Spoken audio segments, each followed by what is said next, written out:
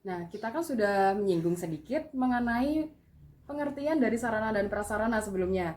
Dan juga anak-anak semua sudah bisa membedakan ya sarana untuk sekolah yang seperti apa, sarana yang untuk kantor seperti apa. Nah, jadi sudah paham nih untuk dasar-dasarnya dari sarana prasarana. Selanjutnya yang kita bahas adalah ruang lingkup sarana prasarana. Nah, apa saja ruang lingkup sarana prasarana? Yang pertama adalah perencanaan pengadaan. Kenapa perencanaan dilakukan di awal? Terutama perencanaan pengadaan ini. Ada yang tahu? Benar sekali, Mbak. Nah, perencanaan dilakukan di awal karena kalau segala sesuatu dilakukan tanpa perencanaan terlebih dahulu, maka tidak akan berjalan dengan baik. Oleh karena itu dilakukan perencanaan yang sistematis. Jadi tahu apa yang akan diadakan, terutama dalam perencanaan pengadaan ya. Apa yang mau diadakan, apa saja yang dibutuhkan. Nah, seperti itu. Selanjutnya adalah prakualifikasi rekanan. Apa itu prakualifikasi rekanan? Nah, prakualifikasi rekanan itu adalah bagaimana cara kita mengadakan barang tersebut. Kalau barang sudah direncanakan, tapi kalau belum diadakan kan juga sama saja. Nah, berikut adalah jenis-jenis prakualifikasi rekanan. Jadi, prakualifikasi rekanan itu bisa dilakukan melalui mitra kerja. Apabila suatu perusahaan memiliki mitra kerja yang sudah terpercaya, maka dia bisa langsung memesan kepada perusahaan tersebut. Atau mungkin pengadaan dari barang ini bisa dilakukan, prakualifikasi rekanan bisa dilakukan melalui tender apabila barang yang hendak diadakan sangat besar, seumpama mesin-mesin kantor atau mesin-mesin produksi seperti itu. Bisa juga prakualifikasi rekanan ini melalui lelang dan sebagainya. Selanjutnya adalah pengadaan barang. Kalau barang sudah direncanakan, sudah ada prakualifikasi rekanan, maka selanjutnya barang tersebut haruslah diadakan. Nah, selanjutnya yang nomor 4 adalah penyimpanan. Nah, barang yang sudah kita beli nih, yang sudah kita pesan, yang sudah diadakan, kalau sudah sampai di tangan perusahaan tersebut, tidak langsung didistribusikan kepada bagian-bagian yang membutuhkan. Walaupun barang tersebut diadakan karena memang dibutuhkan ya, tetapi harus ada prosedur-prosedur terlebih dahulu. Barang harus disimpan terlebih dahulu. Barang disimpan untuk melalui proses yang selanjutnya, yaitu inventarisasi. Inventarisasi ini sangat penting anak-anak. Kalau tidak dilakukan inventarisasi, maka nantinya akan sangat susah untuk melakukan pengendalian atau pengontrolan dari barang tersebut. Kalau sudah dilakukan inventarisasi, maka akan mudah, barang sudah tercatat, sudah terdata. Nah, lalu untuk melakukan pengendalian, pemeriksaan, terus untuk proses-proses selanjutnya, maka akan lebih mudah. Yang selanjutnya adalah penyaluran.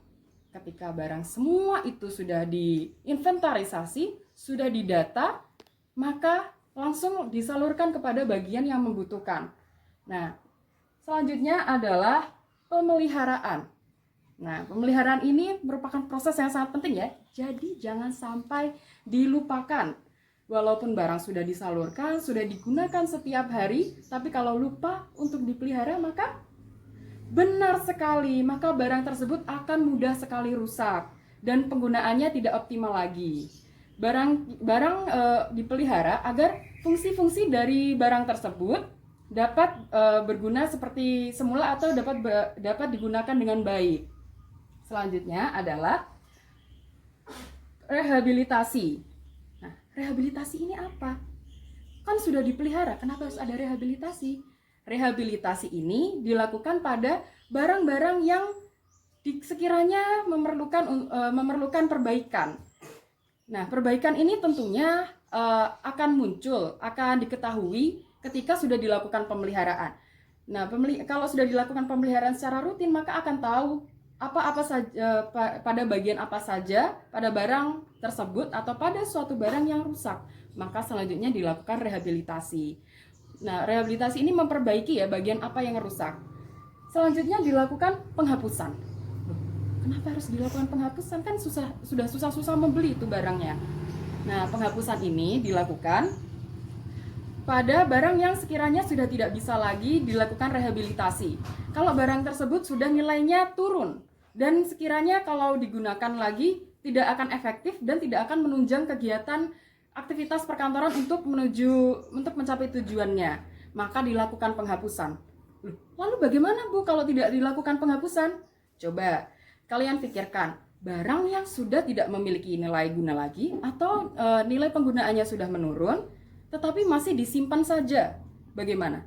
Nah, tentu yang pertama akan tidak efektif karena dia tidak berguna. Yang selanjutnya adalah dia istilahnya akan memenuhi ruangan saja. Kalau dia disimpan di gudang, padahal gudang akan lebih berfungsi untuk menyimpan barang yang lainnya.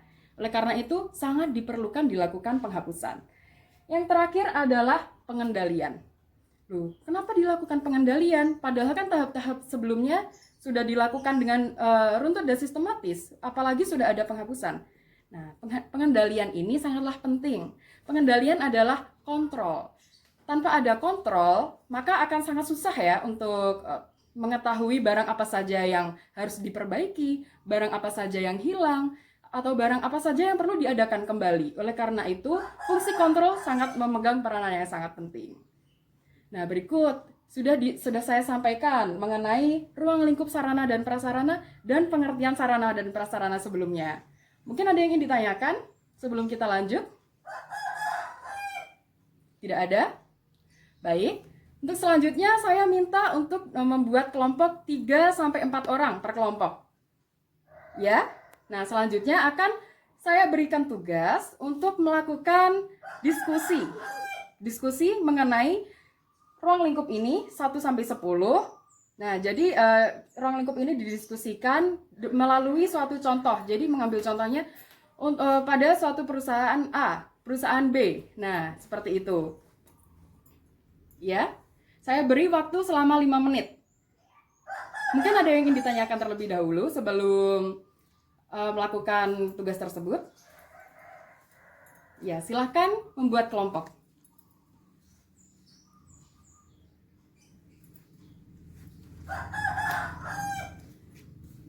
Bagaimana Mbak?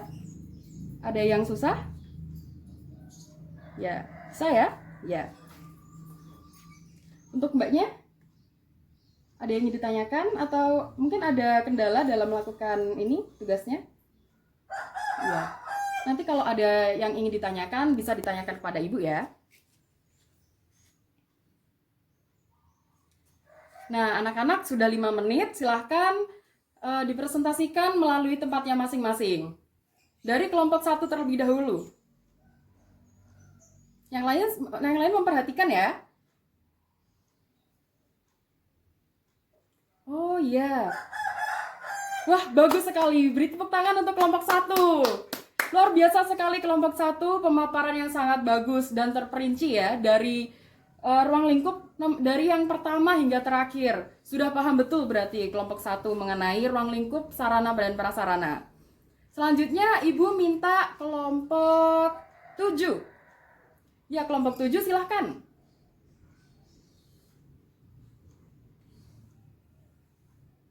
Luar biasa, kelompok 7 juga tidak kalah dari kelompok 1. Kelompok 7 juga memaparkan ide-ide yang bagus dan sangat luar biasa sekali. Terima kasih kelompok 7.